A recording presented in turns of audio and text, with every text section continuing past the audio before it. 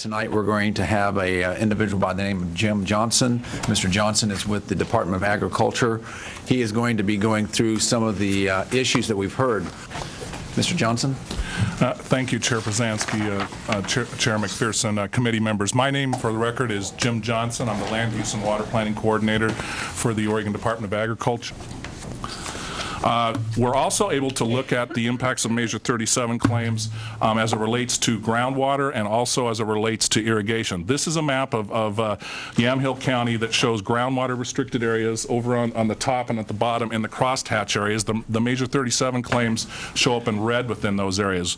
We've been getting quite a few calls at the department with concerns about what happens to our irrigation water if these claims are all developed. And of course, residential claims tend to be exempt under Oregon water law from having to show any injury or get any permit at the initial stages.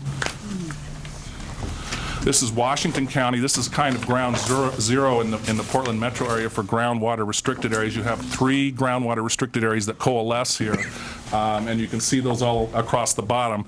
A huge part of the Measure 37 claims in Washington County fall within these groundwater restricted or groundwater critical areas. The red area is a groundwater critical area. The other 2 are groundwater limited or restricted areas. Mr. Johson, I'm going to ask you a couple. I just wanted to give everyone an opportunity. I really am kind of focused on the impact on our water and some of the slides that you've given us as to the impact that it could have on groundwater restricted or limited critical areas, as well as these irrigation districts. Can you elaborate a little bit more as to the concerns that you've heard or what you see from the Department of Ag as to how water rights could be changed and what could be lost through this process? Excuse me, Chair Brzezinski, the concerns that the department has are in a couple of areas. First, as it relates to irrigated agricultural land, it's probably the most valuable of all the agricultural land we have. It has the greatest capabilities of doing all kinds of different agricultural crops. Certainly not all crops require irrigation, but some of our highest value crops do require irrigation. 77% of all of Oregon's value of agriculture comes from land under irrigation.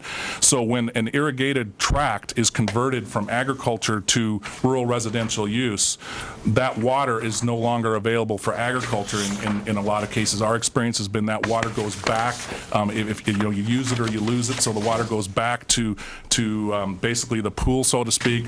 New water rights for agriculture are extremely difficult to get anymore, any place in the state, but especially in the Willamette Valley.